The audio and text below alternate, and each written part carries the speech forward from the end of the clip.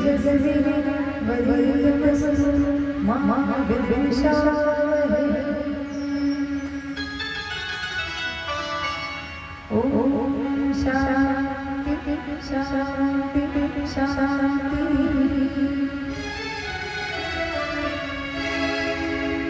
नमो विठ्ठलाजी आपांडुरंगा, नमो नमो पुण्डलिका नमो चंद्रभागा, नमस्कार माझा श्री संतानिका पंढरा भगवान की। ओम ज्ञानेश्वर महाराज की, जगद्गुरु महाराज की, शांताराम महाराज की, पवन सुत हनुमान की, उमापति महादेवी की, बोलो रे भगत संतन की।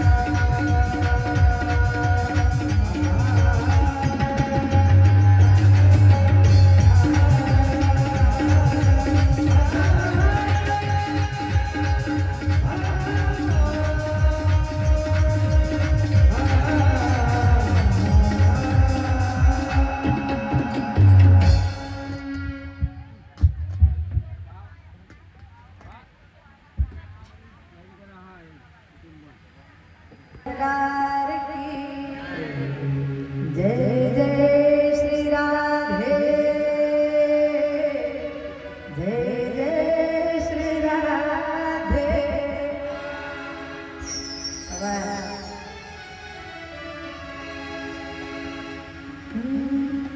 सर्वमंगल मांगल्य शिवे सर्वार्थ साधिके शरणे त्र्यंबके गौरी नारायणी नमोस्तुते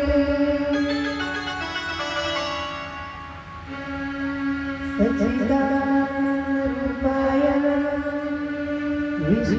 विष्णुपदाधिवेतवे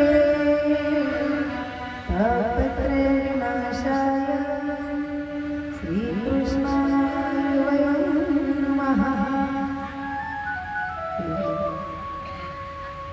यं प्रव्रजन्तमनुपेतकृत्यं द्वैपायनो विरहः तरहाजुहाव पुत्रेति तन्मयतया तरिवोनेनु तं सर्वभूतहृदयं मुनिमानतोऽस्मि योऽन्तःप्रविशमवाचमामसुतां सञ्जीवयत्यशक्तिधरस्वधाम्ना अन्यांशहस्तचरण श्रवणात्मगादिनं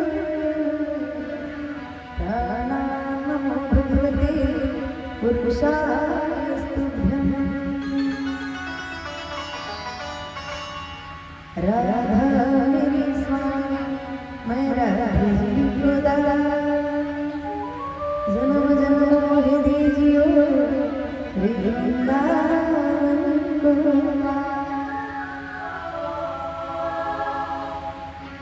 जय जय श्री राधा रमण जय जय नवल किशोर जय गोपी चित्त चोर प्रभु जी जय जय माखन चोर बोलो बाबा बिहारी लाल की भक्तवत्सल भगवान की राधा रानी सरकार की जय जय श्री राधे जय जय श्री राधे गुरु ब्रह्मा गुरु विष्णु गुरु देवो महेश्वरा गुरु साक्षात् परब्रह्म तस्मै श्री गुरुवे नमः श्री गणेशाय नमः श्री सरस्वती नमः श्री माता पिता नमः श्री गुरुभ्यो नमः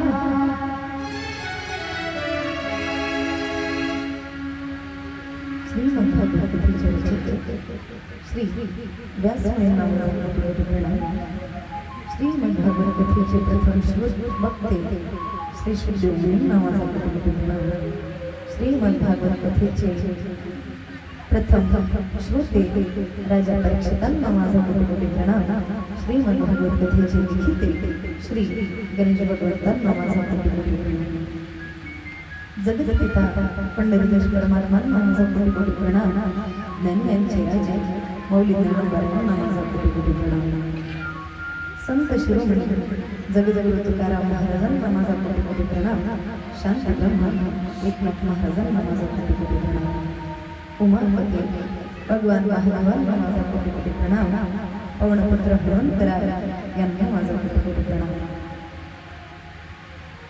समस्त देवी देवतांना माझा कोटी प्रणाम सर्व साधू संतांना माझा कोटी प्रणाम माझे गुरु माझे पिताश्री श्री श्रीकृष्णाजी दंत महाराज यांना माझा कोटी प्रणाम तर आज आपल्या पृथ्वीला जे मुख्य यजमान दाम्पत्य म्हणून लाभलेले आहे असे असणारे हरिभक्त परायण कृष्णाजी फुकट आणि त्यांच्या सौभाग्यवती रेखाताई फुकट यांना माझा कोटी प्रणाम आज आमच्या आई साहेब या ठिकाणी आहेत यांना माझा कोटी प्रणाम त्याचबरोबर आज आमचे साहेब सुद्धा या ठिकाणी आलेले आहेत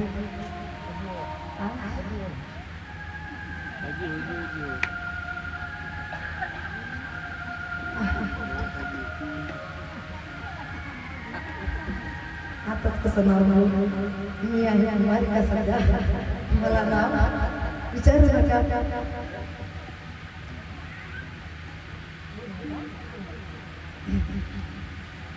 या ठिकाणी कथा श्रवण करण्याकरिता वेळा वेळ काढून का होईना परंतु आले एका कामात काम दोन काम उद्या आईला सोबत घेऊन जाणार आणि आज कथाही ऐकणार या उद्देशाने ते आले त्या ठिकाणी त्यांना देखील कोटी प्रणाम आमच्या भाचीताई पण आलेल्या आहेत काव्य त्यांना देखील माझा कोटी प्रणाम समोर उपस्थित सर्व माझे माता पिता बंधू भगिनी आपणांना देखील कोटी प्रणाम जिथपर्यंत माझा आवाज जातो त्या समस्त सृष्टीला माझा कोटी प्रणाम आणि सर्व प्राणी मात्रांना माझा कोटी प्रणाम अशा प्रकारे सर्वांना प्रणाम करून सर्वांच्या आशीर्वादामधून आज आपण आपल्या सप्ताहातील 6व्या दिवसाच्या द्वितीय सत्राला प्रारंभ करू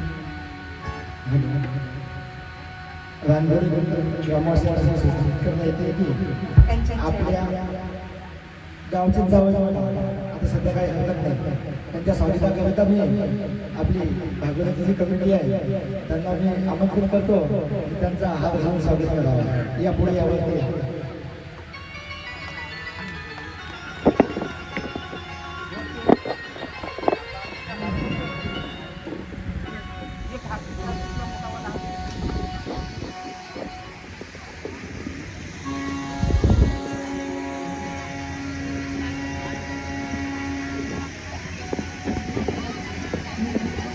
सजा दो गगन बगुल काकाजी हो काका सजा दो गगन बगुल सरसा मेरे सरदार सजा दो गगन बगुल सरसा मेरे सरदार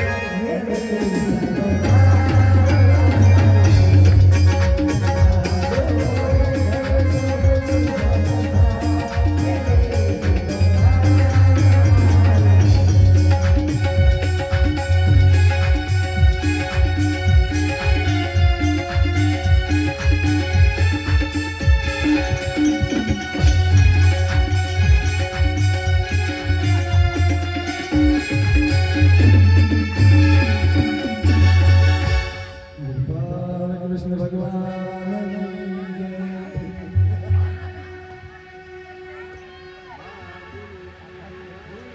आता बसून दिली विदाई करून देवा अर्थ झाले पाहिजे ना शेष एवढे कष्ट नाही पाहिजे हस तुम्ही आज मला कथा ऐकून देणार की नाही काय माहिती बघा बघा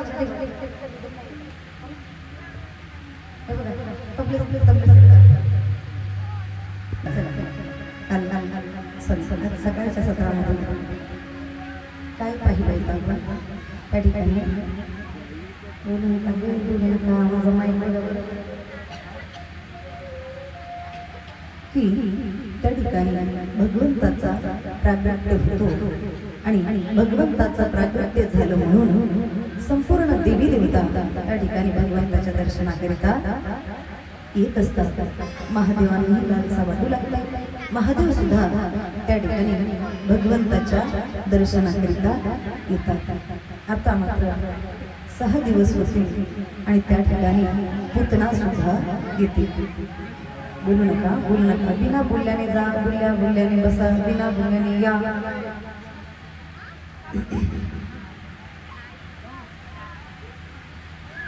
आता मात्र भगवंत हळूहळू लहानाचे मोठे होऊ लागतात भगवंत रांगू लागतात भगवंत रांगता रंग तो रंगनी चोरी करे दही दूध लोणी दह्या दुधाची चोरी प्रथम करी हरी माखन चोरी अशा प्रकारे त्या ठिकाणी भगवंत चोरी करू लागतात भगवंत पुन्हा हळूहळू मोठे होतात थोडी करू लागतात सर्व गोकुळवासियांना अगदीच त्रस्त करून सोडतात जणू काही या गोकुळात राहावं की जावं अशी परिस्थिती त्या ठिकाणी गोकुळवासियांची होती प्रत्येक दिवसाला या कानोबाच्या पुढे प्रत्येक दिवसाला कोणी यायची की अगं यशोदे आवर तुझे या कानाला एवढा त्रस्त करून सोडलेला आहे एवढा त्रस्त करून सोडलेला आहे की काय करावं याच्या थोडीच तर लिमिट सुधारायची नाही म्हणे काय केलं बाई माझ्या पोराने सांगितलंय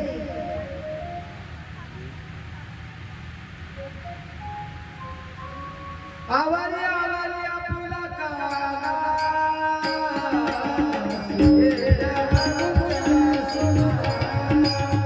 काशी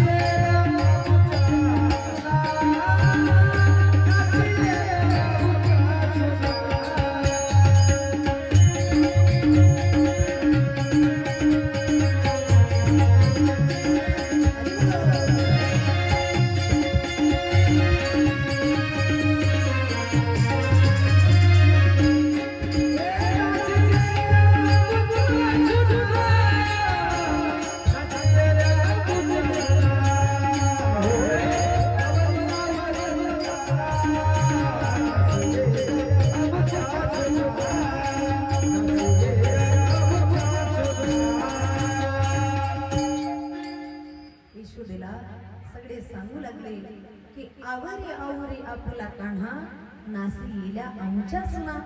म्हणे काय करतो असं तुमच्या सुनांसोबत की नासून गेल्या? काय सांगावं, एक करेल तर सांगावं, अनेक करेल तर कसं सांगावं? शॉर्टकट सांगतो. काय येऊन आमच्या घराशी धमकावितो पोरी सुनाशी. धमकी देतो, सांग मा खमटे. एकदा असा प्रसंग झाला, एका गोपिकेने मिठा दही बनवला, छान दुधामध्ये मिश्री वगैरे टाकून आणि त्याला विरजण घालून ठेवलेला आणि चॅलेंज केलं की अनुभव कसा तो आता हा दही शोधतो आणि खाऊन बघतो. बघूयाच कडे. आता मात्र कन्हैयाला चॅलेंज करणारे भक्त लवकर आवडतात. याने विचार केला बाकी नंबर मग पाहू, अगोदरीच्याच घरी जाऊ. आता मात्र काय झालं? बोलू नका, बोलू नका. आता मात्र भगवंताने आपले सर्व सवंगडी घेतले आणि नेमकं त्याच गौडणीच्या घरी गेले. गौडणीच्या घरी गेले त्यावेळेस गौडणीने तो जो दयाचा मटका होता तो एका जागी ठेवला. त्याच्यावरती एक असा पाट किंवा चबुत्रा किंवा बसण्याचा काही टेबल वगैरे तो मांडला आणि त्याच्यावर आपण बसलो. कृष्ण लगेच मागून डोकून पाहतो, कन्हैया क्या देख रही हो? कन्हैया बोलतो, कुछ नहीं गोपी, आज तो तेरे घर से कुछ अलग ही स्वाद आ रहा है, अलग ही खुशबू आ रही है. लग तो है कहीं तो भी मीठो माखन छुपा के रखो है तो नहीं. बोले क्या ना, अगर मैंने मीठो माखन छुपा के रखो है तो तू ढूंढ के बता. कन्हैया बोले का चॅलेंज करिए.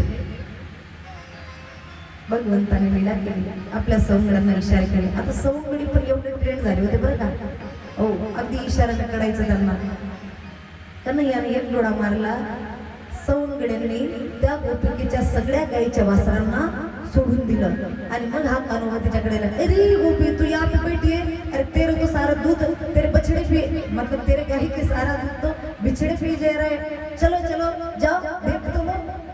आता हिचा काही सुधरे नाही. इकडे दही पाहावं, तिकडे बछडे पाहावं, दही पाहावं, बछडे पाहावं. पण कन्हैया आता मात्र तशीच पडत सुटली.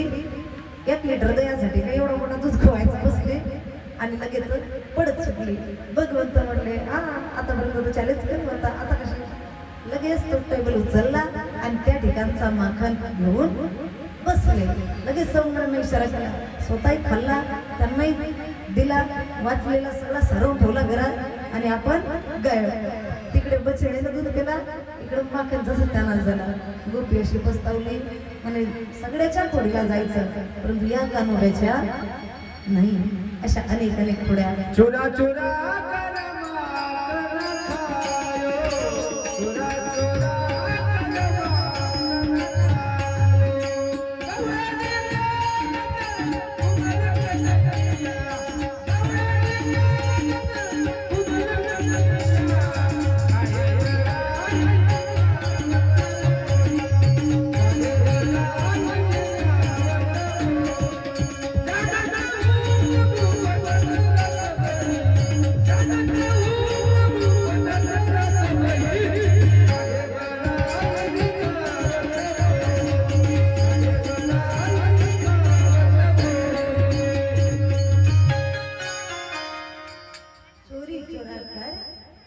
माखन खायो.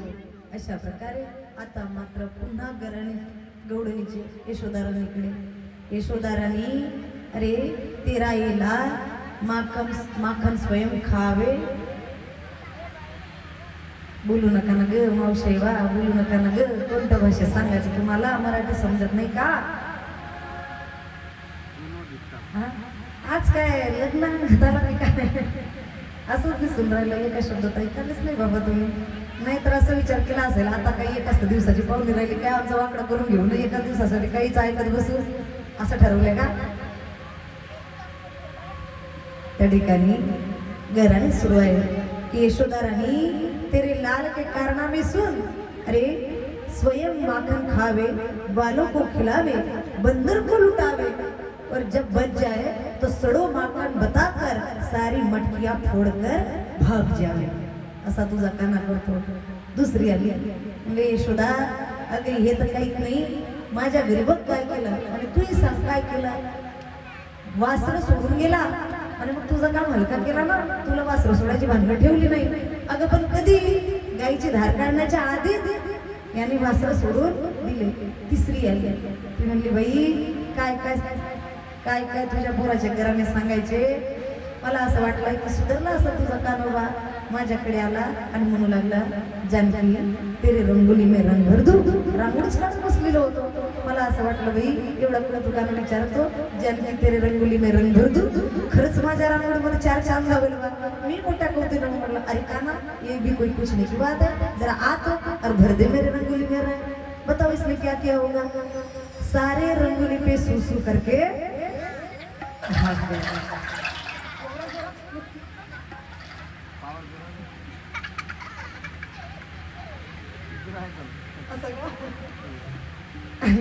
अशा प्रकारे काय काय तुझ्या कृष्णाच्या खोड्या सांगावे, कृष्णाला सांगावे गोकुळे राहावे जावे. अशा प्रकारे तुझ्या बाळाने आमचा सगळा नाकात दम करून ठेवला.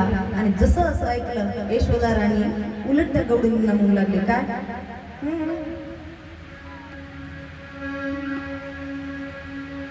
सगुण गुणाचं बाळगतान गवडत हिंडे राधा. सगुण गुणाचं बाळगतान गवडत हिंडे राधा. तुम्ही गवडा दाड कशा राधा गोडच्या नारे. बाळ झोप्यामध्ये खेळ राधा मावशीच्या घरी.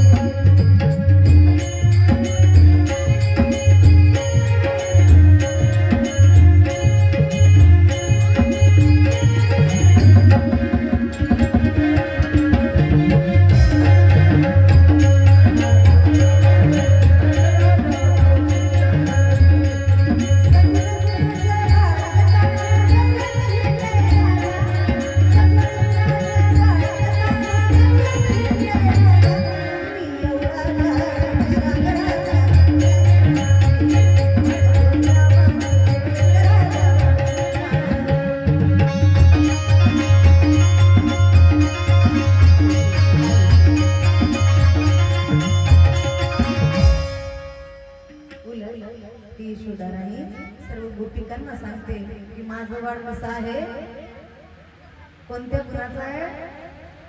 स म्हणजे चांगला. बघा याच्या घोड्या अशा. आणि तरी यशोदा राणी म्हणते, सगुण गुणाचं बाळगतान गवडत हिंडे राधा. तुम्ही एवढा कशा राधा रणपुडीच्या नारी गोकुळच्या नारी. बाळ झोप्यामध्ये खेळे राधा. अशा प्रकारे आता मात्र यशोदा राणी ऐकायला तयार नाही. भगवंत मात्र अनेक अनेक अनेक अनेक खोड्या करू लागल्या आणि खूप पोट भरून दही दूध खाऊ लागल्या. आता मात्र भगवंताचं दही खाऊन खाऊन खाऊन खाऊन जीभ पूर्ण चिकन झाली. म्हणून भगवंतांनी आता दुसरी लीला केली. काय, एकदा क्रीडावान असते रामाभ्या गोपदारमा. कृष्णो मृद भक्षित्वा नीती मात्रे वेदयन्. काय लीला केली, भगवंताने माती खाल्ली आणि मग मात्र भगवंताने माती खाल्ली म्हणून सगळे ग्वाल बारी यशोदा राणीकडे गराणे करू लागले. यशोदा राणी त्या ठिकाणी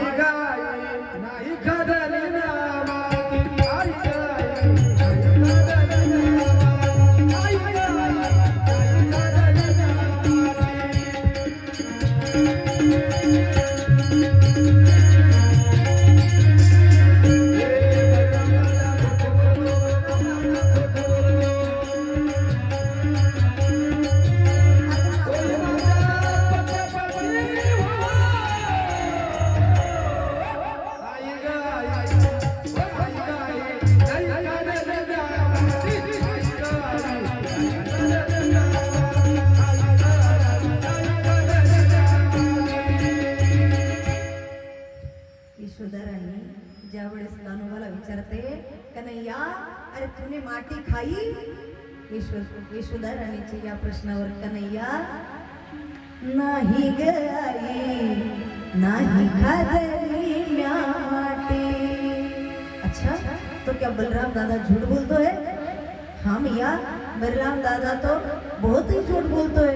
अरे वो तो मुंह से बहुत खिजोतो है। वो तो हर समय बोलता है कि तू तो यशोदा का लाला नहीं है, तू नंद बाबा का लाला नहीं है। अगर तू लाला उनका होता तो देख, यशोदा रानी गोरी है, नंद बाबा गोरे है, तू कैसे कार हो गए? इस प्रकार से बलराम भैया मुझे बहुत ही खिजा तो है मैया, और जो आप बोल रहे हैं ना वो झूठ बोल रहा है। बलराम दादा खोट बोले तो खोट बोली तो बलराम दादा खोट बोले तो खोट बोली तो बलराम दादा। बलराम दादा खोट बोले तो खोट बोली तो बलराम दादा।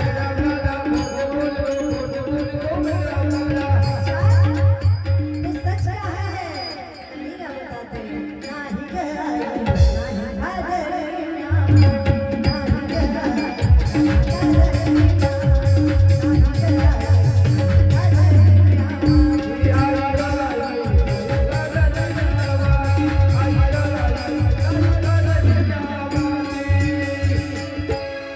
बलराम दादालाच खोटं ठरवलं आणि काय म्हणतोय की मी माती नाही खाल्ली. आणि मग काय, यशोदा राणीने त्या ठिकाणी अगदीच काठी उचलली. कान्हैया खोटं बोलतोस, मारा नियतीने उभारली काठी. आणि मग काय, दाविल्या त्या भोवती 14 भुवने, 14 भुवन, 21 वर्ग, 8 वसु, 9 ग्रह, 10 दिक्पाल, 11 रुद्र, 12 आदित्य, 2 अश्विनी कुमार, इंद्र, चंद्र, महेंद्र, अग्नी, कुबेर, वेग, असा संपूर्ण जगताचा पसारा. आणि त्या ठिकाणी यशोदा राणी हातात काठी घेऊन कन्हैयाच्या समोर, यशोदा राणी सगळं पाहिलं, जागी बेहोश झाली. आता मात्र जसं तसं तिकडे शुद्धीवरती यशोदा राणीला आणलं. आणि मग काय, त्यांची स्मृती विस्मृत करावी लागली भगवंताला. कारण हा साक्षात जगाचा मालक होता. अनंत ब्रह्मांडी उदरी हा बालक नंदा घरी. आता हा जर का प्रचिती मी माझ्या आईबाबांच्या ठिकाणी ठेवे तर कदाचित मला पुत्र प्रेम मिळणार नाही. म्हणून भगवंताने पुन्हा ते त्या ठिकाणी विस्मृत केलं.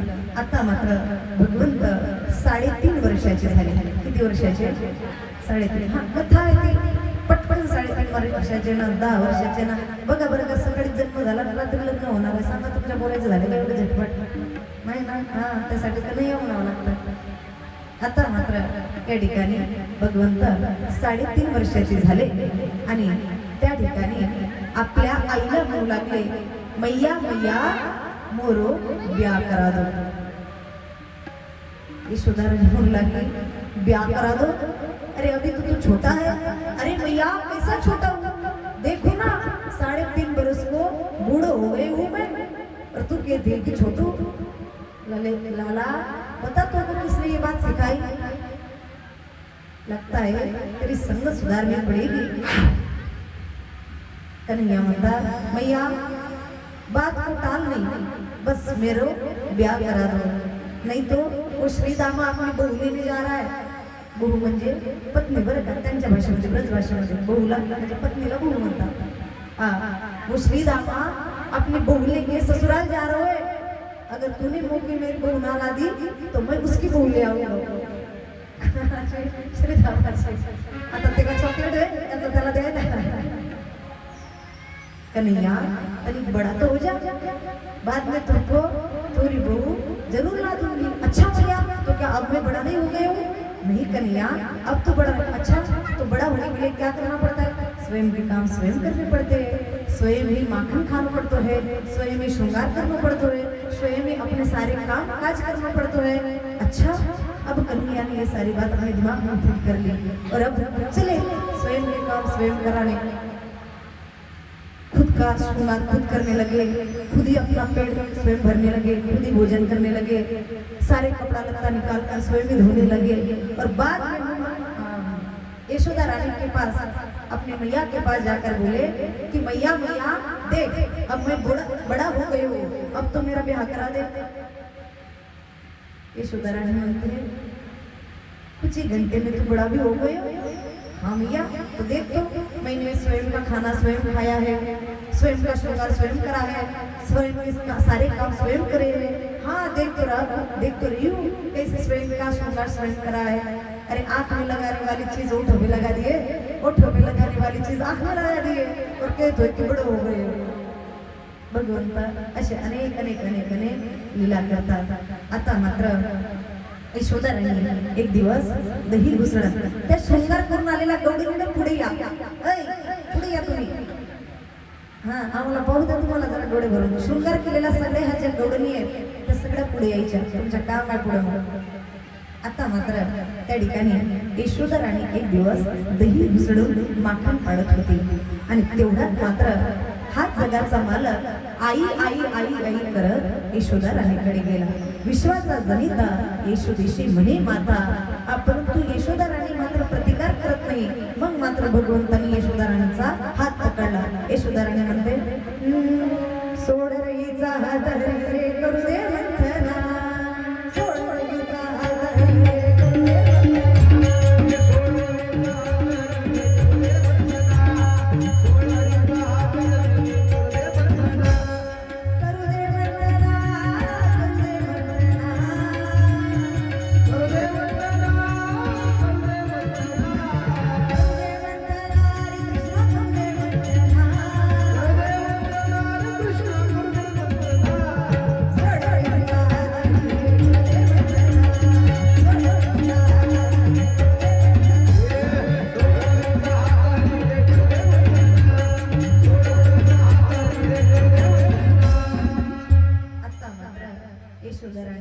भगवंताला हात सोडायला सांगते आणि मग भगवंत कवी यशोदाराणीला विचारतात, मैया आज तो तू एक बात साची साची बता दे, तो को ये दूध प्यारो है कि ये पूत प्यारो है? यशोदाराणी ने कैसी बात करतो है कन्हैया? अरे पृथ्वी प्यारो है. परंतु मग तिच्या लक्षात आलं, अरे गॅसवर तर मी दूध मांडून ठेवलंय. आता घुसळ कशाचं करत होती? दयाचा ताकाचा. कन्हैयाला काय कळायचं? सगळं पांढरं, दूधही पांढरं, ताकही पांढरं. आता ताक समजून जर दूध दिला, दूध समजून ताक दिला, असं कर जा नको पण नाही का? आता मात्र त्या ठिकाणी जसं लक्षात आलं की मी तर गॅसवरती, म्हणजे त्यावेळेस गॅस नव्हते, त्यावेळेस चुला असेल वॉटेवर, त्याच्यावरती दूध ठेवलेला आहे. आता मात्र कृष्णाला बाजूला झटकलं आणि पडतच दुधाकडे गेली. देखो मेरी मैया कितनी झूठी है, अभी तो बोल रही थी कि पूत प्यारो है और जैसे ही दूध को ख्याल आया पूत को पटक के चल गई. अब क्या करे? भगवान को बहुत गुस्सा आया. भगवंतानी काय केलं? घरातील सगळ्या मटक्या फोडून टाकल्या. यशोदाराणीने पाहिलं, अरे आजपर्यंत लोक मला घराने सांगत यायचे, विश्वास करायचे नाही आणि आता मात्र जो बाहेर धुमाकूळ घालायचा तेच कारणाने घरामध्ये, आणि आताही जर कमी याला दंड दिला नाही तर हा भूदंड झाल्याशिवाय राहणार नाही.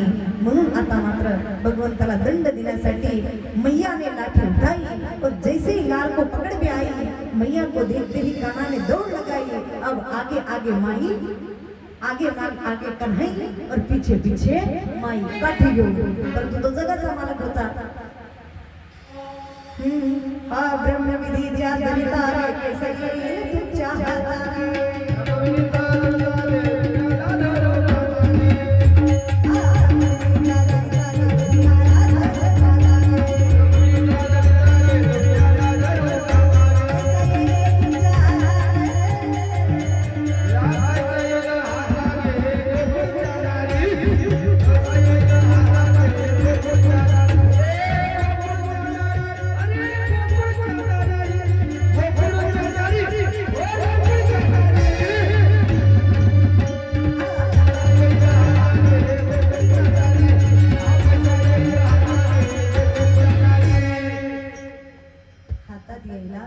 तयार नाही. आता मात्र यशोदाराणी थकून गेली. भगवंत पडताय, यशोदाराणी मागे, भगवंत पुढे, यशोदाराणी मागे. यशोदाराणी एकदा थकून गेली. भगवंताच्या लक्षात आलं की एवढी त्रास नाही द्यायचा आपल्या आईला. आता मात्र भगवंत स्वतःच पकडमध्ये आले. आता पकडमध्ये आले आणि मग आठवलं, अरे मैया के हात में तो लाठी है, अब तो पिटाई पक्की है, पिटाई नाही झाली पाहिजे. म्हणून भगवंत असं जोरात नाटक करून रडताय. असे मोठे मोठे मोठे मोठे आश्वाच्या धारात थेंब गाडताय. यशोदाराणी लगेच बिघडली, काठी फेकून दिली आणि म्हणले, आता तुला मारत नाही, तुला उकडाला मारतो. भगवंताला आता यशोदाराणी पकडते आणि उकडाजवळ आणते. उकडाला बांधण्याचा प्रयत्न करते, परंतु हा कानोबा पुन्हा निघान करते. अजिबात पुरुष देत नाही. कमी पडायचं, अजून दोन आणायची, दोन पट कमी. थकून गेली. भगवंताला पुन्हा दया आली. भगवंताने विचार केला आता स्वतःला बांधून घेतलं पाहिजे. आणि मग मात्र भगवंतानी स्वतःला बांधून घेतलं. आणि यावर भगवंताला पुन्हा एक नाव प्राप्त झालं. कोणतं? संपत गणपत. बोलिए दामोदर भगवान की. स्वतःलाच दोराने बांधून धरलं म्हणून दामोदर असा नाव पडला. खरं सांगू का, या भगवंताला जर बांधायचं असेल तर त्यासाठी भक्ती लागतं, राग लागत नाही. त्यासाठी प्रेम लागतं, द्वेष लागत नाही. या ठिकाणी तेवढा फक्त यशोदा राणीच्या मनामध्ये भगवंताविषयी राग आलेला होता की हा एवढा उन्मत्त आणि एवढ्या खोड्या करतोय, सगळे घराणे आमच्या घरावरती येतात, काय करावं काय नाही, म्हणून त्यामुळे भगवंत बांधला जात नव्हते. परंतु तोच प्रकार भक्तीचा वापरला की जनाबाईने सुद्धा धरिला पंढरीचा चोरा, धरिला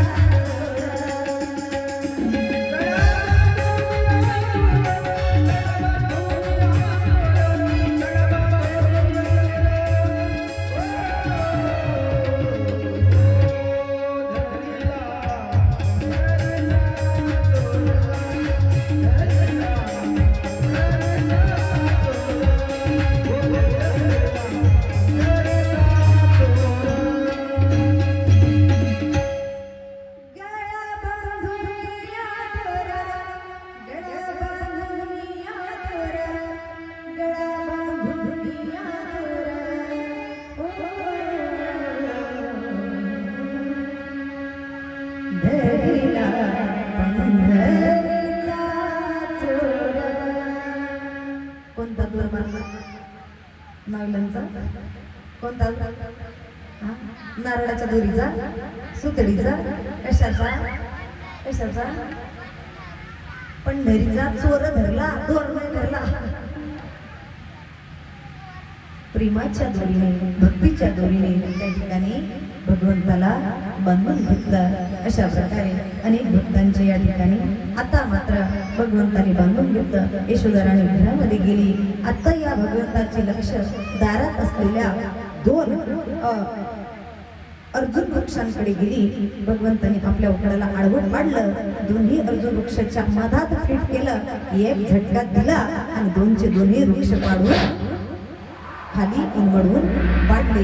आता याचा आवाज नंदबाबाच्या कानापर्यंत गेला आणि पडत आले. कोण आहे, काय आहे, काय आहे, एवढं काय पडलं? लक्षात आलं की दोन झाडं पडले. परंतु बाबा इथे येण्याच्या आधीच त्या ठिकाणी कुबेराचे दोन पुत्र नल कुबेर आणि मणिग्रीव यांची मात्र मुक्तता झाली. हा कथाभाग खूप मोठा आहे आणि तेवढं सांगायला आता माझ्याकडे वेळ नाही, पुढे कधी भेटला बघू. आता मात्र नंदबाबाने आतडी गोळा करून तातडीची मीटिंग बोलावली आणि विचार करू लागला की रे, आपल्या बाप दादाच्या जमान्यातील हे झाड अजूनपर्यंत हल्ले सुद्धा नाही आणि आज एकाएकी पडले. त्यातही त्यातल्या त्यात माझ्या मुलाच्या अंगावर पडले असते तर मग काय झालं असतं. आता मात्र हे ठिकाण राहणं जुक्त नाही. आपण इथे राहायचं नाही. कुठे जायचं? उपनंद त्या ठिकाणी येतात आणि उपनंद मात्र मार्ग सुचवतात. कुठे जायचं?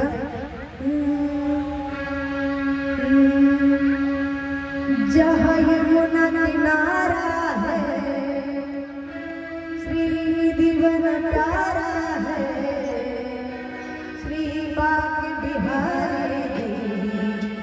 तेरा सहारा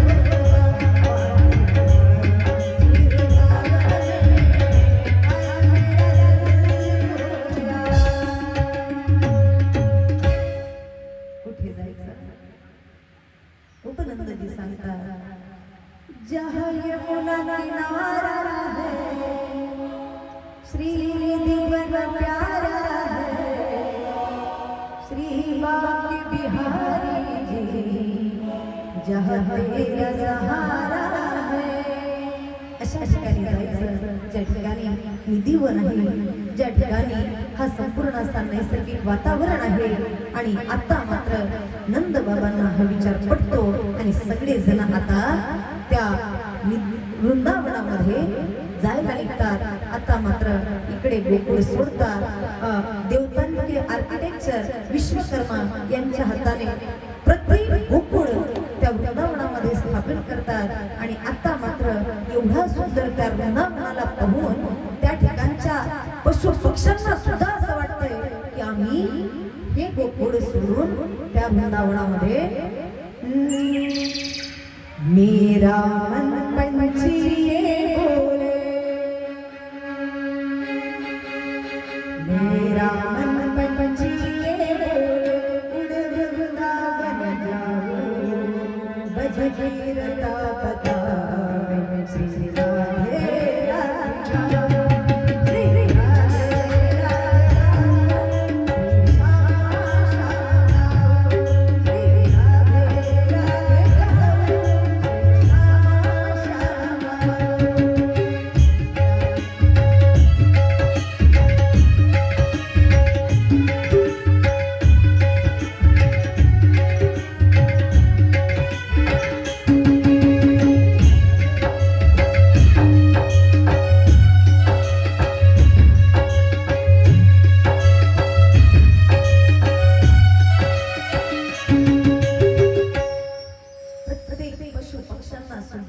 प्रत्येकाच्या मनाला असं वाटू लागलं की मेरा मन पंछी बोले उड़े वृंदावन जाओ ब्रज गिरता पता श्री राधे राधिका.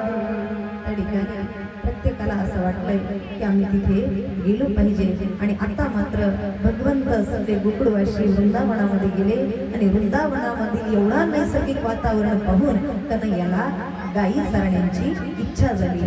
भगवंत कन्हैया आपल्या बाबांना विचारतात बाबा बाबा क्या मैं गैया चरा लूं. बाबा म्हणतात कन्हैया अभी तो तू छोटो है छोटो से प्यारो से लालो से है और तू भाई बड़ी बड़ी गैया चराएगा नहीं, अभी तो पहिले बछडे चरा ले. भगवंत लहान लहान आवाज कमी ना, लहान लहान लहान लहान गाई घेऊन त्या ठिकाणी आपले सवंगडी घेऊन रानावनामध्ये गाई चारण्याकरता जातात आणि गाई चारत असताना त्याच ठिकाणी बछडे चारत असताना त्याच ठिकाणी वत्सासूर, बकासूर, अगासूर अनेक दैत्य कागा वगैरेच्या मारिले बालपणी अवघे दैत्य खानी बुडवली. अशा प्रकारे सर्वांना संपवून टाकलं. इकडे ब्रह्मदेवाचा मोह सुद्धा भगवंताने दूर करवला. भगवंत ब्रह्मदेव परीक्षा पाहण्याकरता येतात. सर्व गाई बछडे आपल्या ब्रह्मलोकात घेऊन जातात. भगवंत जेव्हापर्यंत ब्रह्मदेव आपले ओरिजिनल गाई बछडे परत करत नाही तोपर्यंत स्वतः सगळ्या गायींचं आणि बछड्यांचं रूप धारण करतात आणि तब्बल 1 वर्ष अशा प्रकारे रूप घेऊन राहू लागतात. ब्रह्मदेवाचा मोह या ठिकाणी नाहीशा करतात. ही कथा फार लांब आहे परंतु माझ्याकडे वेळ कमी आहे. आता मात्र भगवंत मोठे मोठे झाले आणि एक दिवस बाबाला म्हणतात, बाबा अब तो मैं बड़ा हो गया हूं ना, तो क्या अब मैं बड़ी बड़ी गैया चरा सकता हूं. त्या ठिकाणी भगवंताचे हे बोलणे ऐकून बाबा म्हणतात की ठीक आहे कन्हैया, जर का तुझी इच्छाच आहे तर आता तू मोठ्या मोठ्या गायी चार. आणि मग मात्र कार्तिक शुद्ध अष्टमी वार बुधवारी भगवंताने मोठ्या गायी चारायला सुरुवात केली. तोच दिवस आपण या ठिकाणी गोपाष्टमी म्हणून साजरा करत असतो.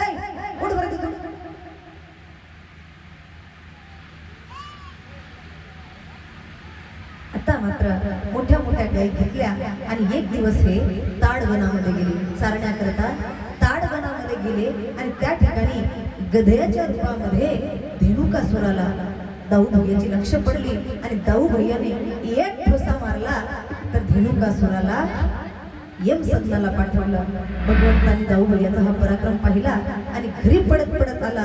सगळ्यांना सांगू लागला की मैया मैया दाऊ भैयाने गदा मारा, मैया मैया दाऊ भैयाने गदा मारा. दाऊ भैयाच्या पुस्तकाला खूप राग आला. दाऊ भैया म्हणू लागला, अरे कृष्णा, आजपर्यंत तू साप मारले, बदक मारले, मी तर कधी असं नाही सांगितलं रे. मी तर मार सांगितलं. वत्सासूर मारला, बकासूर मारला, अगासूर मारला, कागासूर मारला आणि मी तेवढा मोठा धेनुकासूर मारला आणि तू सांगतो का दाऊ भैयाने गदा मारा, गदा मारा.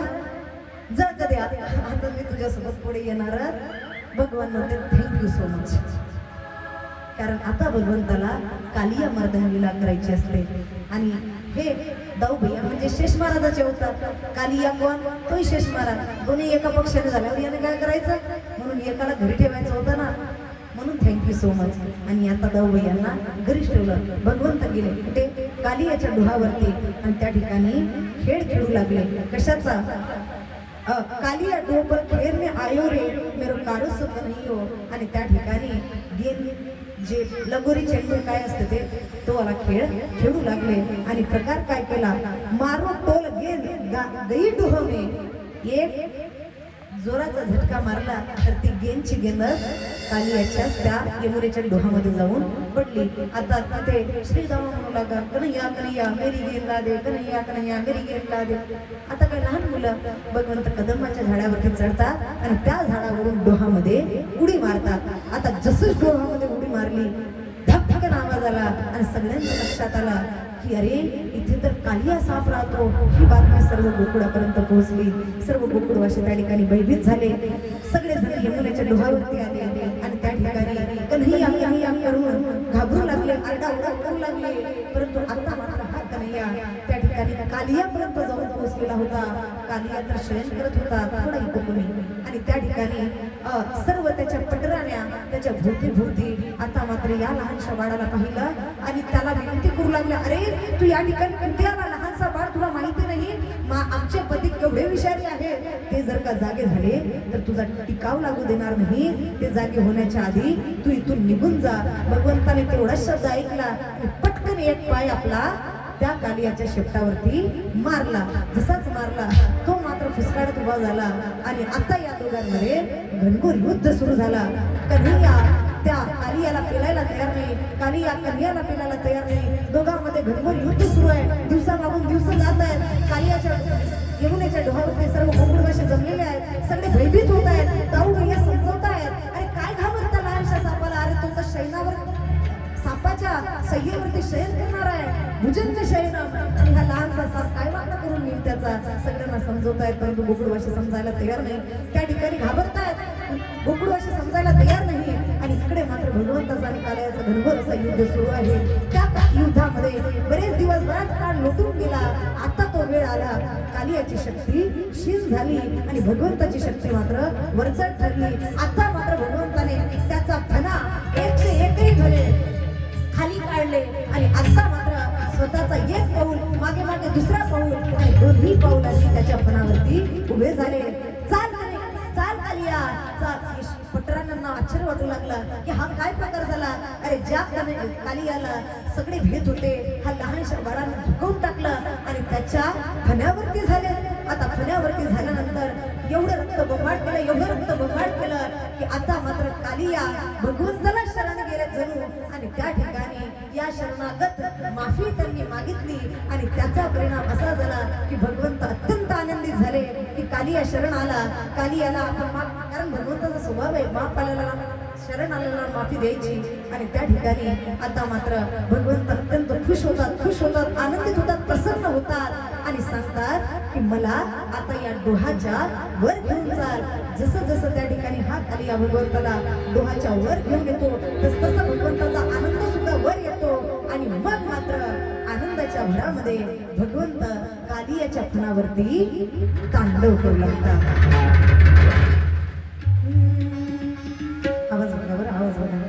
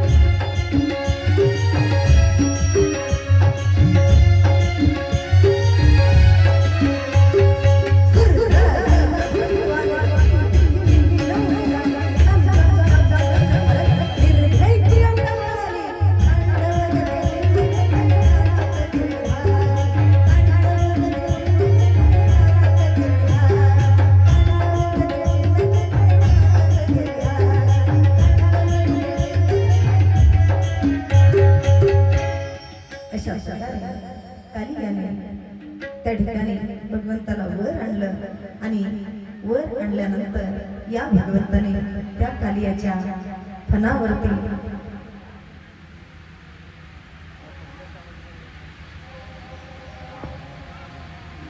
माईक, माझी माईकची सेटिंग नाही जमल्यावर ना पूर्ण आवाज खिचते आणि इथं पण रिदम नाही बनत आहे. एकदा सर्व सेटिंग व्यवस्थित करायची. भगवंताला सांगतायत की हे भगवंता सांग आम्हाला कोणी निर्माण केलं. आणि मी निर्माण केलं. आमच्यामध्ये विष कोणी टाकला म्हणे मीच टाकला. मग आम्ही काय वाईट केलं? आम्ही काय वाईट केलं? तेरा तुझको अर्पण क्या लागे मेरा.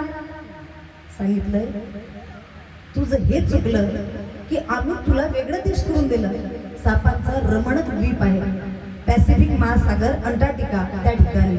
मग तुम्ही जर का आमच्या देशात येत असाल, बरं आले तर चांगल्या प्रकारे राहावा. जर आमच्या देशात विष पसरवत असाल तर मग आम्ही कसं खपवून घेणार? अगर इस देश में रहना है तो भाईचारे के साथ तरह रहना पड़ेगा. अगर भाई को ही चारा बनाकर खा लो तो फिर तो निकलना पड़ेगा. आता मात्र त्या ठिकाणी सांगितलंय की तू इथे राहायचं नाही, तू तुझ्या देशामध्ये निघून जायचं.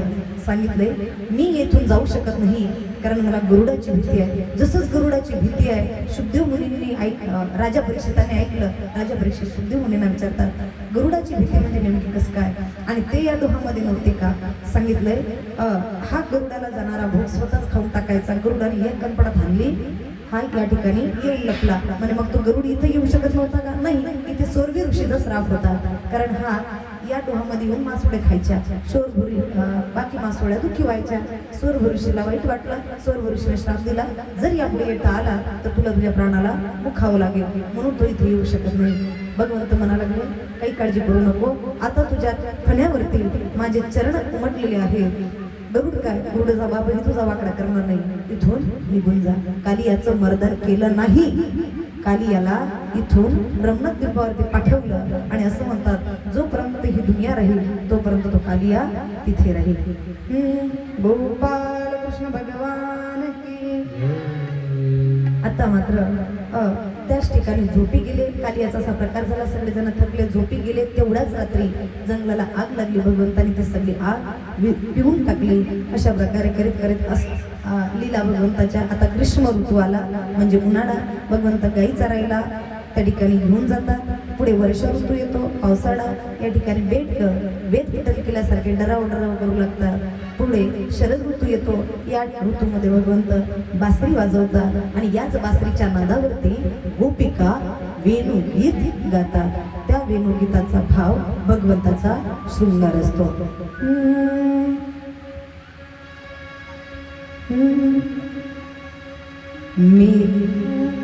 मेरे बाके बिहारी लाल तू इतना ना करियो श्रृंगार, नजर तुहे लग जाएगी, नजर तुहे लग जाएगी. मेरे बाके बिहारी लाल तू इतना ना करियो श्रृंगार, नजर तुहे लग जाएगी, नजर तुहे लग जाएगी.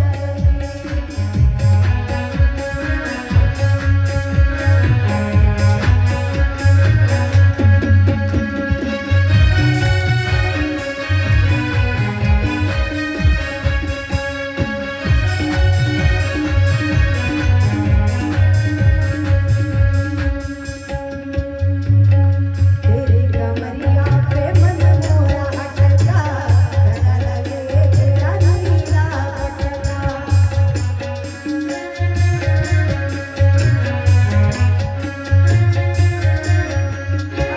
तेरी कमरिया पे मन मोरा अटका, गला लगे तेरा नीला पटका. तेरी टेढ़ी मेढ़ी चाल, तेरी टेढ़ी मेढ़ी चाल, तू इतना ना करियो श्रृंगार, नजर तुहे लग जाएगी, नजर तुहे लग जाएगी. मेरे बाके बिहारी लाल तू इतना ना करियो श्रृंगार, नजर तुहे लग जाएगी, नजर तुहे लग जाएगी, नजर तुहे लग जाएगी.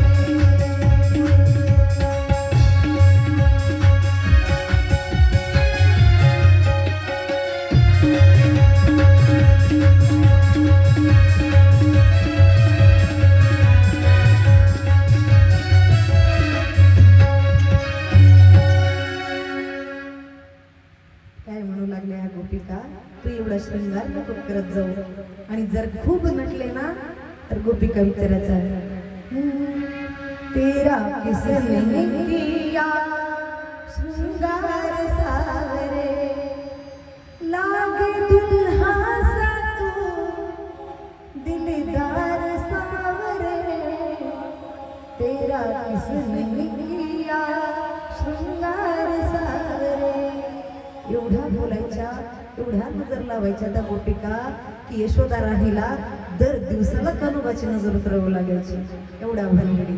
आता मात्र पुढे हेमंत ऋतू आला आणि हेमंत ऋतूतील मार्गशीर्ष महिन्यामध्ये पुढच्या गोपिका भगवंत आम्हाला पती स्वरूपात मिळावा म्हणून कात्यायनी महामायेचं व्रत करू लागल्या.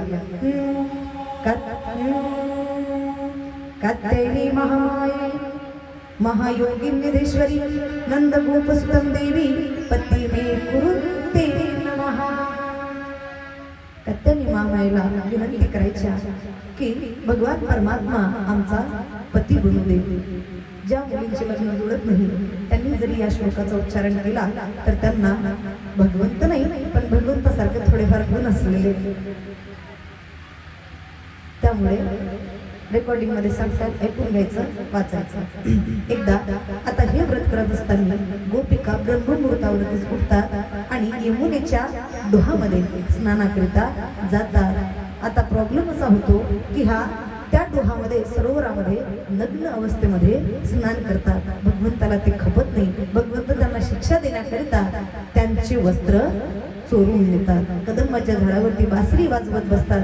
कन्हैयाकडे आता मग सगळ्यांचे लक्ष जाते. कन्हैया आमचे कपडे दे. भगवंत म्हणतात की येऊन घे. भगवंत म्हणतात येऊन घे.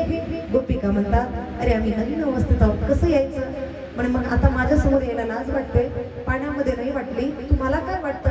अरे जलाची देवता वरुण आहे, सर्व देवी देवता आणि अशा प्रकारे नग्न स्नान करणे म्हणजे त्या देवतांचे अपमान करणे आहे. म्हणून कधीही शास्त्र नग्न अवस्थेत स्नान करायला विरोध करतं. कधीही बिना वस्त्र स्नान करू नये. आता मात्र गोपिकांच्या सगळं लक्षात येते. गोपिका भगवंताची माफी मागतात. पुन्हा ही चुकी होणार नाही असं बोलतात. भगवंत प्रसन्न होतात. व्रताचं कारण विचारतात. सांगितलंय तुम्ही आम्हाला पती स्वरूपात मिळावं याकरिता हा प्रयोजन आहे. भगवंत म्हणतात तथास्तु, परंतु मी तुमची इच्छा आता पूर्ण करू शकत नाही. कधी करणार. शरद पौर्णिमेच्या रात्री. आणि आता मात्र भगवंत घरी येतात. पाहतात आई खूप प्रकारचे पंचपक्वान बनवत आहेत. भगवंत ते पंचपक्वान पाहून तोंडाला पाणी सुटतंय. लाडी गुडी लावतात. मैया इतका सारा भोग काय केली बनाया. त्या ठिकाणी आई म्हणते कन्हैया तू इस पे डोरे ना डाल, पहले तो जय जय को भोग लगेगा फिर तो को मिलेगा. अच्छा तो मैया ये जय जय कौन होतो है. यशोदा राणी म्हणते तू फालतूचे प्रश्न विचारू नको, मला चुपचाप कथा करू दे, म्हणजे काम करू दे. आणि तुझे जे काही प्रश्न आहेत तुझ्या बाबाला विचार. नाही का असंच करावं बरं का. जे गोष्ट आपल्याला माहिती नसले द्यायचं समोरच्यावर ढकलून. बाबाने आईवर, आईने शाबास. आता मात्र पडत कन्हैया बाबाकडे. बाबा ये जय जय कोण होतोय. सांगितलं इंद्र. अच्छा तो इतना सारा भोग इंद्र को लगेगा. हाँ किस लिए लगेगा. क्योंकि उनकी वजह से तो हम जी रहे हैं. हमारे जीवन में जो सुख दुख है वो उनकी वजह से. भगवान म्हणतात नाही, माणसाला सुख दुख हा त्याच्या कर्मानुसार आणि जीवन हा त्याच्या प्रारब्धानुसार. कर्मणा जायते जंतु कर्मणैव विलयते सुखम दुःखम भयम क्षेम कर्मणैव विविध्यते. सांगितलंय याच्यामुळे नाही. आणि जर तुम्हाला वाटतच आहे की कोणीतरी आपल्या सुखासाठी कारणीभूत आहे तर मला तरी असं वाटतंय की त्या ठिकाणी हा आपला निसर्ग, आपल्या ठिकाणच्या गाई म्हशी ब्राह्मण हे पहाड, अरे बघा ना तो गोवर्धन, त्याच्यावरती दिवस रात्र आपल्या गाई चरत असतात. आपलाही उदरनिर्वाह त्या ठिकाणी धान्य मिळतं, वनस्पती मिळतंय, औषधी मिळतंय, सगळं काही तिथून मिळतंय. आपल्या गाई तिथे चारा खातात, तो त्यामुळे दूध मिळतं. त्या दुधामधून आपण उत्पन्न घेतोय. अशा प्रकारे आपला सर्व उदरनिर्वाह त्याच्यावर. म्हणून मला असं वाटतं इंद्राची नाही गोवर्धनाची पूजा झाली पाहिजे. इंद्राची नाही गाई म्हशींची पूजा झाली पाहिजे. इंद्राची नाही ब्राह्मणांची संतांची पूजा झाली पाहिजे. अच्छा तो इनकी पूजा कैसे करतो हो बाबा, कैसे करते हो कन्हैया. भगवंत म्हणतात आप काय को टेंशन लेते हो बाबा, मैं हूं नहीं तबला पुजारी, मैं बताता हूं आप चलो तो आपल्या इंद्राची पूजा कॅन्सल आणि गोवर्धनाच्या पूजेची तयारी सगळ्यांनी सुरू केली. का कशा प्रकारे फूलों में सज रहे हैं श्री वृंदावन बिहारी और साथ सज रही है वृषभानु की दुलारी. सगळेजण त्या ठिकाणी अगदीच नटून थटून तयार झाले आणि सगळेजण मग आता एकमेकाला म्हणू लागले का मैं तो गोवर्धन को जाऊं मेरे वे नहीं माने मेरो मनवा. मैं तो गोवर्धन को जाऊं मेरे वे नहीं माने मेरो मनवा.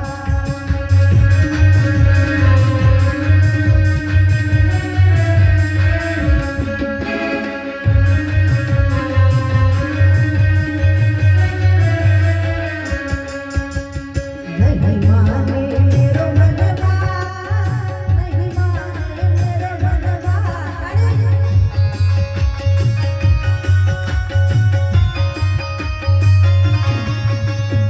नहीं माने मेरो मनवा, नहीं माने मेरो मनवा.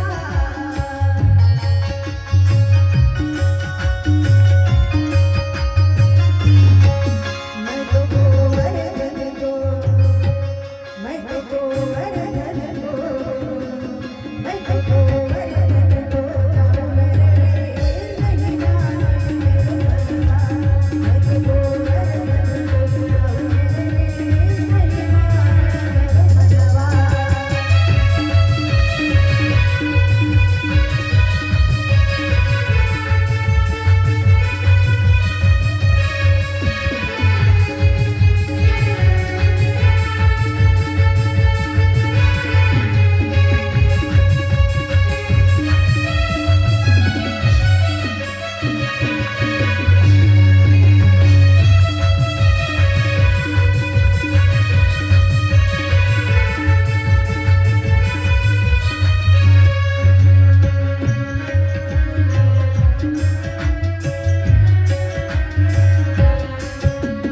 सात कोस की है परिक्रमा,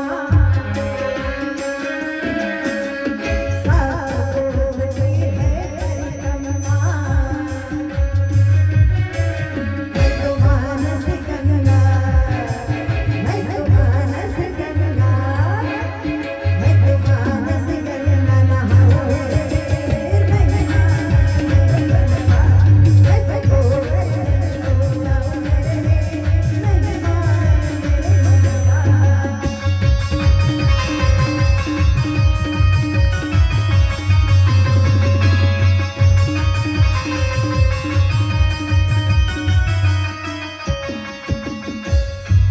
सगळेजण काय म्हणू लागले मैं तो गोवर्धन को जाऊं मेरे वीर नहीं माने मेरो मनवा.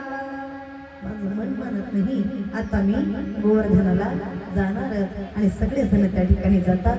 56 प्रकारचा भोग घेऊन त्या ठिकाणी आता मात्र गोवर्धनाची पूजा करू लागतात. तो पान चढ़े तो पे फूल चढ़े और चढ़े दूध की धार. अशा प्रकारे पूजा झाली. 56 प्रकारचा भोग लागला आणि ही बातमी इंद्रापर्यंत पोहोचली. इंद्र त्या ठिकाणी भडकला. आपल्या सावर्तक मेघांना आदेश दिला की जा आणि सर्व ब्रजभूमी निस्तनाभूत करून या. कारण त्यांनी माझी पूजा यावर्षी कॅन्सल केली आणि काय रानावनाची पूजा निसर्गाची पूजा करू लागलेली आहे. आता मात्र सावर्तक मेघ तेच करतात. ब्रजभूमीमध्ये येतात आणि संपूर्ण 84 कोस ब्रजला संपूर्ण पाण्याखाली डुबवून टाकतात. आता जिकडे तिकडे जलथल वातावरण होते आणि भगवंताकडे सगळेजण पाहू लागतात. सगळेजण घाबरतात. आता काय करायचंय? कृष्णा वाचव वाचव. भगवंत म्हणतात मी नाही वाचवणार. तर ज्याची पूजा केली खऱ्या अर्थाने तो वाचवेल. त्याला शरण जा. मग काय गिरिराज धरण में तेरी शरण मेरे सारे संताप मिटा लेना. अशा प्रकारे गोवर्धनाची आराधना करू लागतात.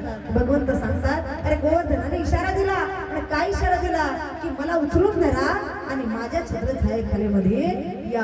सगळे भगवंताला म्हणू लागले, येडा झाला का रे? एवढा मोठा गोवर्धन, 21 किलोमीटर ज्याची परिक्रमा, एवढा गोवर्धन उचलणं शक्य आहे का? अरे तुम्ही हात लावा फक्त, जास्त वेळ नाही आपल्याकडे, नाहीतर सगळ्यांना वाहून जावं लागेल. पर्याय नव्हता. सगळे गोकुळवासी गोवर्धनाच्या आजूबाजूला होतात आणि गोवर्धनाला उचलू लागतात. फक्त स्पर्श झाला तर गोवर्धन आपण होऊन वर गेला. भगवंत मध्यभागी झाले आणि आपली करंगुळी त्या गोवर्धनाला टेकवली. त्या करंगुळीच्या आधारावरती संपूर्ण गिरिराज त्या ठिकाणी उचलून धरला. बोबड्याची लक्ष गेली. बोबडा म्हणू लागला, कुठना लई थैना आले तू? आम्ही थकल्यांनी मोठा दोल लावला आणि तू थकतो अंगुली? काय म्हणाला? कृष्णा मोठा शायना आहे रे तू, आम्ही सगळ्यांनी मोठा जोर लावला आणि तू फक्त अंगुळी करंगुळी. भगवंत म्हणतात, मग काढू का? मग काय उपयोग आहे तुझ्या करंगुळीचा? भगवंतांनी लगेच करंगुळी खाली केली. तसंच गोवर्धन पर्वत खाली आला. पुन्हा धावा म्हणा, कृष्णा पकड राजा सांभाळ. आणि मग मात्र भगवंताने पुन्हा 7 कोस के गिरिराज है, 7 वर्ष के शाम, 7 दिन तक उठाई लियो पायो गिरधर नाम.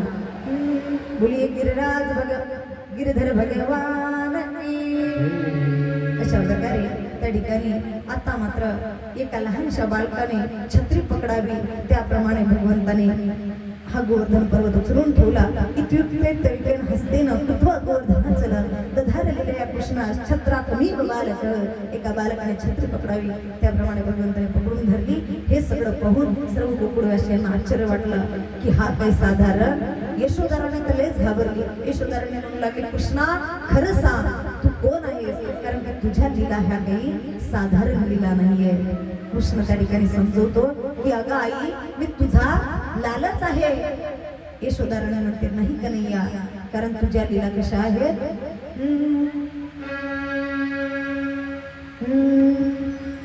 कभी माखन चुरा लिया, कभी पर्वत उठा लिया, चुरा लिया, कभी पर्वत उठा लिया.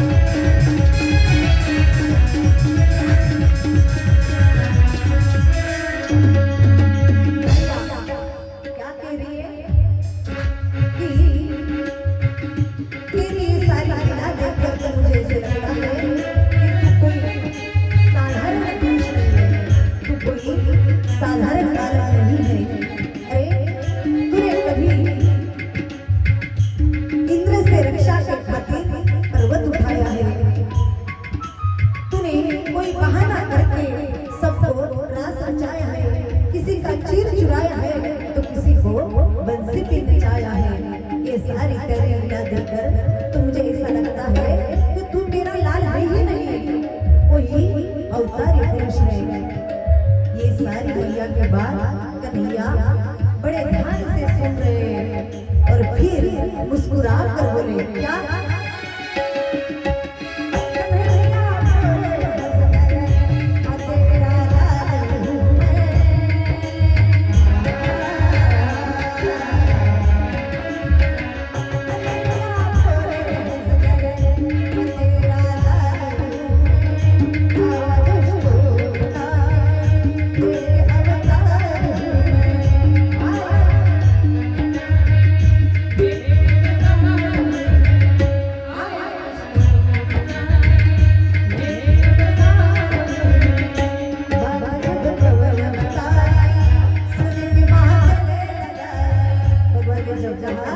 कि मैया तेरा लाल ही हूँ मैं, बस दुष्टों को मिटा ले अवतार लेके आया हूँ मैं।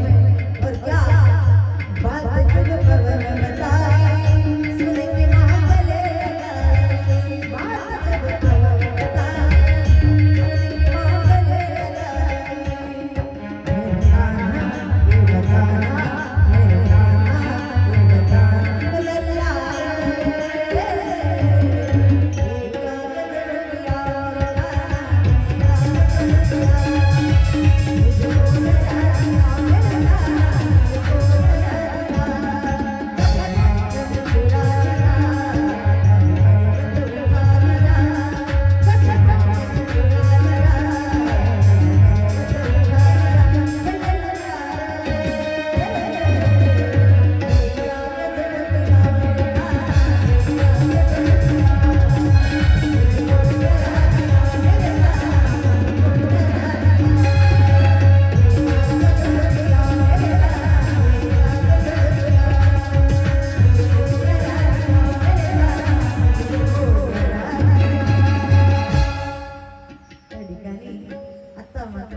भगवंताने सगळ्यांची सांत्वन केली आणि मग मात्र सर्व गोकुळवासी भगवंताला म्हणतात की सांग मग काय प्रकार होता हा उचलण्याचा, एवढा मोठा पर्वत तू नेमका उचललास कस काय, एवढी शक्ती एवढा सामर्थ्य तुझ्यामध्ये आला कुठून। भगवंत फार सुंदर उत्तर देतात, कच्छु माखन को बोल बढ़ाई कच्छु गोपी तेरी सहाय, श्री राधे जी की कृपा से मैंने गिरवर लिए उठा। त्या ठिकाणी सर्व गोकुळवासी अत्यंत आनंदित होतात आणि इकडे मात्र इंद्राचा गर्व हरण होतो। त्या ठिकाणी सामर्थ्यमेघ आवरले जातात, वातावरण शांत होतो आणि मग मात्र दुसऱ्या दिवशी म्हणजे कार्तिक शुक्ल त्रयोदशीला पर्वत उचलला, अक्षय नवमीला ठेवला, दशमीच्या दिवशी इंद्र माफी मागायला आला, भगवंताने त्याला माफ केलं। आता दशमी, दुसऱ्या दिवशी एकादशी आणि नंद बाबा वैष्णव होते, त्यांना एकादशी असायची। तुम्ही पण करत जाग म्हणजे सगळे जनावर का, नाही तर तुम्ही म्हणाल लेडीज आहे म्हणून पक्षपात करून बोलते की काय, मस्त लेडीजच्या उद्धाराची चिंता आहे की काय, नाही सगळ्यांचाच उद्धार झाला पाहिजे। आता मात्र नंद बाबा दुसऱ्या दिवशी एकादशी करणार म्हणून आदल्याच रात्री सर्व डोक्यामध्ये फिट करून झोपी गेलेले की आपल्याला सकाळी लवकर उठायचं, नित्यकर्म आटवायचे, पूजा अर्चना त्या ठिकाणी। आणि मग मात्र नंद बाबा झोपी जातात आणि चुकून ब्रह्ममुहूर्तावर न उठता मध्यरात्री उठतात। मध्यरात्री ज्या वेळेस उठतात त्यांना असं वाटते पहाट झाली आणि स्नानाकरता यमुनेला निघून जातात। आता मात्र त्या ठिकाणी मध्यरात्रीच गेल्यामुळे सगळे वरुण पार्षद वगैरे विहार करत होते, पाण्यातील जीव जंतू विहार करत होते आणि शास्त्र निषेध सांगतं असं सरोवरावरती, डोहावरती, नदी नाल्यांवरती मध्यरात्री स्नान किंवा मध्यरात्री त्यांच्या पाण्याच्या आडोसालाही जायला शास्त्र नकार देतोय। परंतु नंदबाबाला वाटलंय ब्रह्ममुहूर्त झाला, आपले स्नान इत्यादी नित्यकर्म आठवून घेतले पाहिजे आणि म्हणून त्या ठिकाणी स्नान करण्याकरिता गेले। काय माहिती त्यावेळेस ना मोबाईल होता, ना अलार्म होता, ना घडी होती, ना कोणी उठवायला होते नाही का। आता मात्र त्या ठिकाणी आणि नंद बाबा जसेच पाण्याच्या डोहामध्ये गेले, वरून पार्षदांनी बाबाला पकडलं, बंदिस्त केलं आणि वरून लोकांमध्ये घेऊन गेले। सूर्य माथावरती आला परंतु नंद बाबा घरी नाही आले। सर्व गोकुळामध्ये चिंता वाटू लागली. यशोदा राणी कन्हैयाला सांगू लागली. कन्हैयाने आपल्या अंतर्द्रव्य दृष्टीने पाहिलं. त्या ठिकाणी लक्षात आलं की बघू बाबा वरून लोकांमध्ये आहे. सांगितलं आई काळजी करू नको, असा जातो आणि बाबाला घेऊन येतो. लगेच यमुनाच्या डोहाकडे आले, यमुनेकडे आले आणि त्या यमुनाच्या डोहामध्ये सलाम मारली. सर्व वरून लोकांमध्ये गेले. वरून लोकांमध्ये जसेच भगवंत गेले, वरून सिंहासनावरून उतरला आणि भगवंताच्या चरणावरती लोटांगण घातलं. बाबाने पाहिलं, बाबा आश्चर्यचकित, माझा योग सलाला आणि हा वरून लोटांगण घालतो. लक्षात आला हा काही साधारण नाही, साक्षात वैकुंठाधीश आहे, जगाचा मालक आहे. आता मात्र वरून देवाने भगवंताची माफी मागितली. आम्हाला जर माहिती असतं की हे तुमचे बाबा आहे, आमच्या हातून चूक झाली नसती, हरकत नाही. आता मात्र माफी मागितली आणि त्या ठिकाणी मुक्तता झाली. भगवंत बाबाला घेतात आणि यमुनेच्या काठावरती येतात. सगळे गोकुळवासी भगवंताची वाट पाहत होते आणि पाहतात त्याच डोहामधून दोघंचे दोघे एवढे चांगल्या प्रकार कसं काय निघले. बाबांनी सर्व वृत्तांत गोकुळवासियांना सांगितला की हा काही साधारण कानवा नाही, अरे असा जगाचा मालक वैकुंठाधीश आहे. सर्व गोकुळवासियांना ऐकलं, हा वैकुंठाधीश आहे. मग मात्र हट्ट पकडला की आम्हाला तुझा वैकुंठ दाखव. वेळ कमी होती भगवंताजवळ. वेळ भगवंत म्हणाले जास्त वेळ घालवत नाही, ऑलरेडीच किती वाजून गेलेले आहेत, 11 वाजत आलेले आहेत, जास्त वेळ करेल तर मग अजून लग्नाला किती वाजतील, पटकन लग्न करायचं आहे. त्यामुळे छलांग मारी ब्रह्मकुंड में निकले सीधे वैकुंठ में आणि वैकुंठामध्ये गेले. त्या ठिकाणी पाहतात तर कान्होबा जिकडे तिकडे शोधतात, कन्हैया कन्हैया कन्हैया. जे कोणी वाटेत भेटतात त्यांना कन्हैया कुठे विचारतात. कोणीच कोणाला बोलायला तयार, राम राम घातलं तरी बोलायला तयार नाही, रामकृष्ण हरी घातलं बोलायला तयार, जय हरी घातलं बोलायला तयार नाही, कन्हैया कुठे सांगायला तयार नाही. इकडे तिकडे शोधता शोधता लक्ष गेली मोठ्या भुजंगाकडे आणि मग पाहतात तर काय भुजंगावरती शयन केलेला हा कान्होबा.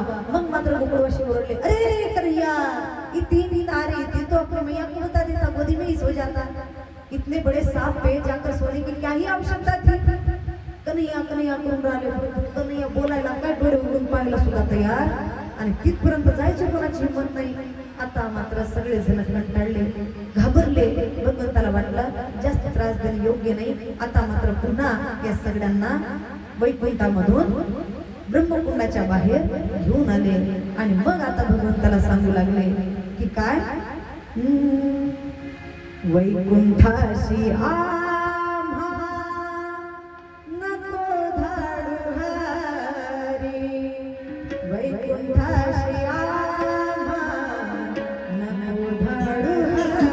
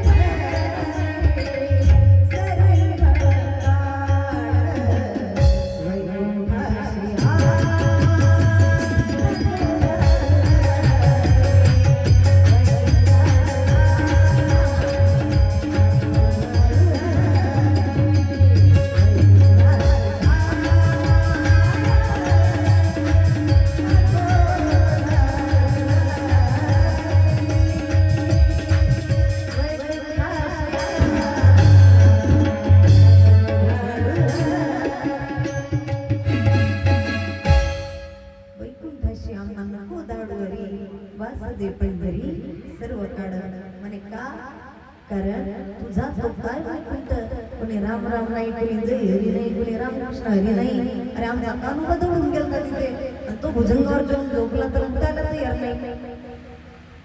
अरे वैकुंठ में तो शेष महेश गणेश दिनेश सुरेश को निरंतर धावे और वृंदावन में ताही अर की छुरिया छचियावर छाछ पर नाच नचा. ज्या कानोबाला कोणी तिथे बोलत नाही, ज्या कानोब्यासोबत डोळे मिळवायची कोणाची हिंमत नाही, त्या कानोब्याला आमच्या या वैकुंठ आपल्या या वृंदावनामध्ये, आमच्या या गोकुळामध्ये अशा घुटभर छाछ ताकासाठी नाचवून घेतात. त्या कानोब्याला थोड्या थोड्याशा गोष्टीसाठी या ठिकाणी सर्व गोपिका हक्काने त्रास देतात. ज्यावेळेस कन्हैया म्हणायचा ना, अरे जानकी तनी छाछ मिलेगी, तनी माखन मिलेगा.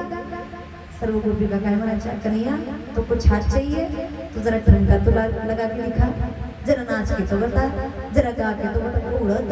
एवढा त्रास द्यायचा भगवंताला की असं वर्णन येतं. यशोदा राणीकडे घराने करून करून यशोदा राणी कंटाळली. गोपिका ज्यावेळेस घराने करायच्या, यशोदा राणी ऐकून ऐकून कंटाळली. त्याच्या कितीतरी पट भगवंताला त्रास त्या गोपिका द्यायच्या. सांगा 1% जर का त्रास होऊन इकडे यशोदा राणीला घराने येत असतील आणि त्याचा 1% त्रास यशोदा राणीला होत असेल तर त्याचेही 10% त्रास ह्या गोपिका कान्होबाला द्यायच्या. एवढा त्रस्त करून सोडायच्या आणि आमचा कान्होबा त्यांच्याच म्हणण्याप्रमाणे वागायचा. आता मात्र शरद पौर्णिमेची रात्र आली आणि आठवलं की आपण इथल्या गोपिकांना वचन दिलेलं होतं. आता तो वचन पूर्ण करणार याकरिता भगवंताने रास केली.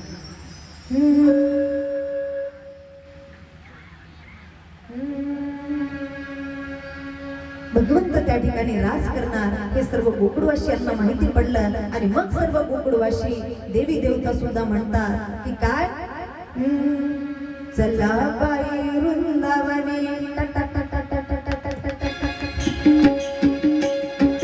चला बाई वृंदावने, रास क्रीडा पाहू, रास क्रीडा पाहू,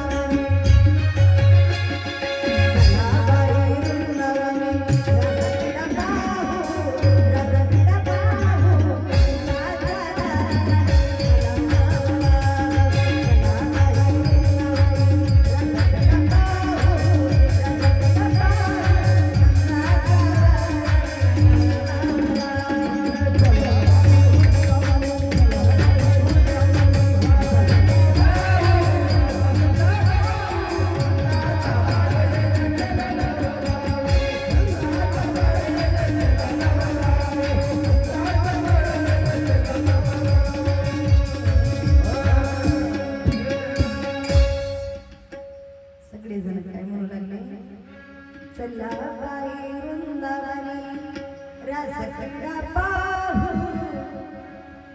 नंदाचा लालयाने केला नवला. काय नवल केलं या ठिकाणी रास क्रीडा. सर्व स्वर्गातील देवी देवता सुद्धा या रास क्रीडेची आतुरता. आणि मग मात्र ज्या रास क्रीडेमध्ये गोपिकांना बोलवायचं होतं त्या रास क्रीडेमध्ये नेमका त्याच गोपिकांना कसं काय बोलवायचं, कोणत्या गोपिकांना बोलवायचं होतं, ज्यांनी कात्यायनी महामायाचं व्रत केलं त्याच गोपिकांना. मग आता तोच आवाज त्यांनाच बोलवायचा आहे, बाकीचे नाही. मग भगवंतांनी लीला केली की सुंदर अशी बासरी वाजवली. अशी बासरी वाजवली की फक्त त्याच कात्यायनी महामायाचं व्रत करणाऱ्या गोपी यांच्या कानावरती पडली. आणि मग मात्र सगळे जण म्हणू लागले आहारे सावरिया कैसी वाजवली वाजवली.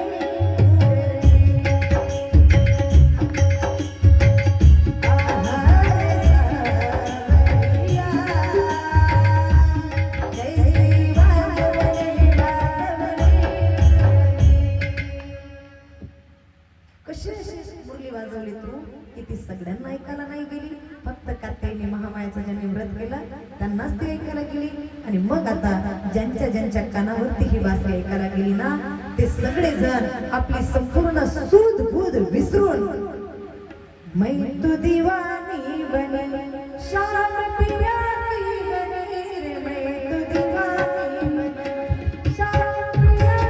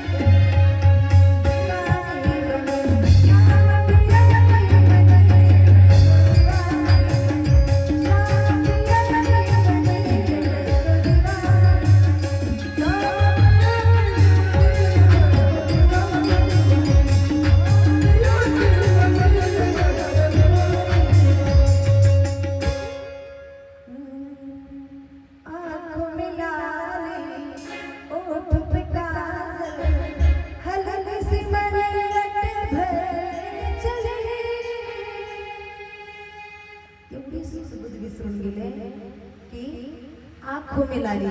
डोळ्याला काय लावलं जातं, लाली. शाबाश.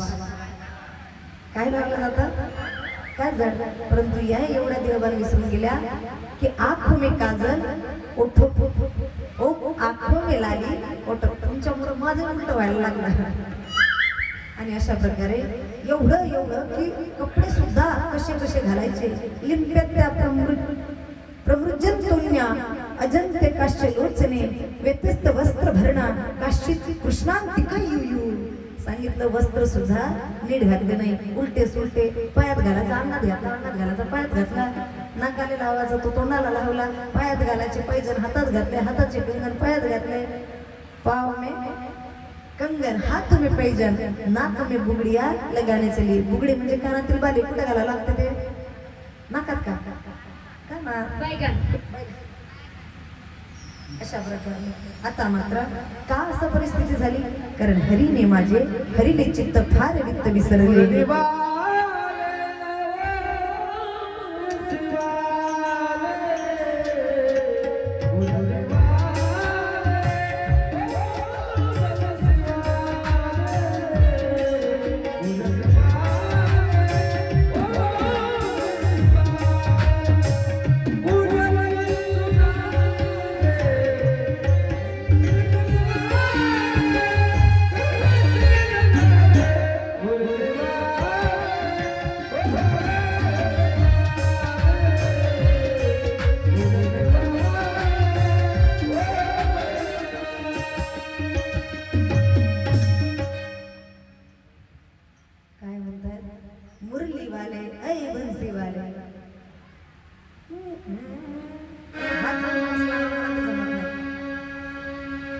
स्वराशिवाय बोलता येत नाही गाता येत नाही. आवाज कमी करा. मुरली सुना दे बंसी बजा दे गले से लगा ले मुरली वाले ओ बंसी वाले. बस वेळ कमी आहे. किती वेळा. आता मात्र या ठिकाणी सर्व गोपिका अशा काळोखी अंधारामध्ये अगदीच रात्रीचे 11 वाजता आणि यमुनेच्या तटावरती वाळवंटामध्ये भगवंताकडे गेले. भगवंत विचारतो, कुठे चालले तुम्ही? कुठे चालले म्हणजे तुझ्याकडे चाललो. तुम्हाला बोलावलं कोणी? आणि तूच तर बोलावलं. आताच तर बासरी तुझी बासरी अशी आम्हाला पुकारत होती की या या या. आणि आता विचारतोस की कशा करता आले, कुठे आले? अगं मग मी काही जीव दे म्हटलं तर देणार का? कन्हैया तुझ्यासाठी तर काही नाही का? काय म्हणतात ते? काय लोकांनी तुझ्यासाठी काही बरं. आपल्याला तेवढं काही फिल्मी बिल्मी जमत नाही बरं का? हा अगं पण एवढ्या रात्री असं एकटं बाहेर निघायचं नसतं. आपल्या पतीची सेवा सोडून, सासू सासऱ्यांची सेवा सोडून, मुलाबाळांना सोडून त्या ठिकाणी तुम्ही तुमचे काजकाम करत असणार. हे सगळं सोडून मला असं दिसतंय की तुम्ही शृंगारी करत असणार. सगळं उलट पालट करून आले ते सोडून, म्हणजे तुमच्या सगळे घरातील कामं सोडून या ठिकाणी आल्या. कसं तुम्हाला काही वाटलं नाही? गौडणी म्हणतात, कृष्णा कोणाची सेवा सांगतोस रे? पतीची, सासू सासऱ्यांची, मुलाबाळांची. अरे आमचा सर्वस्व तर तू आहे. त्वमेव माताचं पिता, त्वमेव बंधूचं सखा, त्वमेव सगळं तू आहे. आणि पतीची सेवा करायला लावतोस. बरं खरा पती भेटल्यावर खोट्या पतीची कोण सेवा करेल? म्हणणे खरा पती भेटल्यावर खोट्या पतीची सेवा कोण करेल? म्हणजे काय? उदाहरण देऊन सांगितलं. सांगा. उदाहरणार्थ आम्ही आमचाच देतो. आमचे साहेबजी आपला कार्यक्रम रोज व्हिडिओमध्ये बघतात. तिकडे लाईव्ह व्हिडिओमध्ये बघतायत. आणि आज जर का ते प्रत्यक्षात इथे आले तर मग त्यांनी आज कार्यक्रम व्हिडिओमध्येच बघावं, प्रत्यक्षात बघावं? कसं बघावं? प्रत्यक्षात बघावं. मग आता बरं हाही पडलं नाही का तुमच्या डोक्यात? ऐका, एखादी येणार आहे वगैरे समजा, किंवा देशाचा सैनिक, एखादी देशाचा सैनिक देशाच्या सीमेवरती असतो. आपला घरदार सोडून त्याची पत्नी त्याच्या विना राहत नाही. त्यामुळे तो उपाय काढतो की माझी ही फोटो घे आणि रोज तू या फोटोकडे पाहून राहा. बरोबर? मी एक दिवस परत येणार आणि तोपर्यंत तू या फोटोच्या सहाऱ्याने राहा. आता बराच काळ लुटून गेला. फोटोच्या सहाऱ्याने ते राहून राहिले. रोज मोबाईल मध्ये फोटो बघायचे राहायची, रोज मोबाईल मध्ये फोटो बघायचे राहायचे, नाही का? दिवस महिना गेला, दुसरा महिना गेला. आणि आता मात्र ओरिजिनल पती तिचा दारामध्ये आला. दाराची डोरबेल वाजवली. आता मात्र तिने काय करावं? आपल्या त्या पतीच्या फोटोलाच पाहत बसावं की दारात आलेल्या खरं पतीला जवळ घ्यावं? काय करावं? फोटोतच पाहत राहावं ना? नाही ना? हे कसं म्हटलं? भगवंताला त्या सांगतात की मग कृष्णा तू सगळ्या जगाचा पती आहेस ना, मग त्या फोटोपतीच्या मागे लागून काय करायचं आहे? एवढं उत्तर ऐकून भगवंत दंग झाले.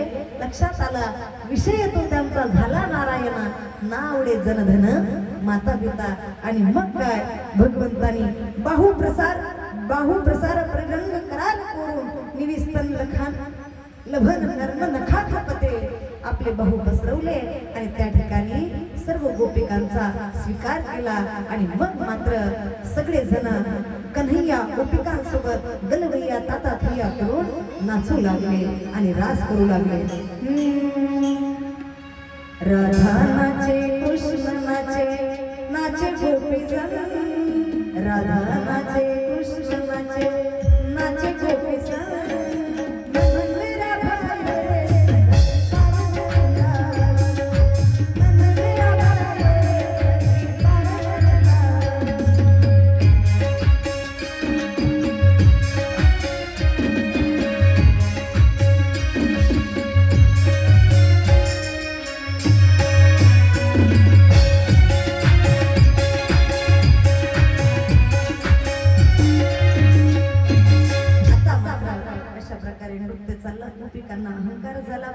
भगवंताला अहंकार आवडत नाही. भगवंताला अहंकार सांगितलं ना, तीड भरी जरी होई अभिमानात मेरू तो समान भार देवा. भगवंत अदृश्य झाले, गोपिका कासावीस झाल्या, इकडे तिकडे धुंडू लागल्या. कन्हैया कन्हैया पुकारा करेंगे, ब्रज की लता लताओं में ब्रज की गुजारा करेंगे. इकडे तिकडे शोधत करतात. त्यावेळेस चार पहुर पुन्हा दिसतात. लक्षात येत आहे की हा भगवंत राधेसोबत असेल. सर्व राधेच्या भाग्याला झुरू लागले की राधा तू बडभागिनी, कोण तपस्या की तीनो लोक तारण तरण सोतेरे आधीन. जो तीन लोकांचा तारण तरण आहे तो तुझ्या आधीन, अशी कोणती तपश्चर्या तू केलीस. दुसरी गोपिका म्हणली, अरे तिच्या स्वभावावर तो मोहित झाला. कसा आहे स्वभाव? सहज स्वभाव पर नवल किशोरी जी को, मृदुता दयालुता कृपालुता की राशि है. नेक हुनी रिस को भूल होना होत सके, रहत प्रसन्न सिदन नियमों का हसी है. ऐसी सुकुमारी प्यारे लाल जी को प्राण प्यारे, धन्य धन्य धन्य तेही जिन की उपासी है. ऐसी सुकुमारी प्यारे लाल जी की प्राण प्यारी ही राधा आहे आणि म्हणून भगवंत तिच्या प्रेमात आहे. आता मात्र राधेसोबत भगवंत रास करत होते ना, राधेला सुद्धा अभिमान झाला. भगवंताने राधेलाही सोडून दिलं. आता मात्र भगवंताने सोडलं, त्यामुळे राधा कासावीस झाली, अत्यंत दुःखी कष्टी झाली. भगवंताला प्रश्न करू लागली, कन्हैया अरे तुझ्यावरती प्रेम केलं याची सजा देतोस का आम्हाला? तुला काय करणार प्रेमाची किंमत? त्यासाठी आमच्या जागेवर येऊन बोल. एक बार तो राधा बन कर देखो मेरे सागरिया.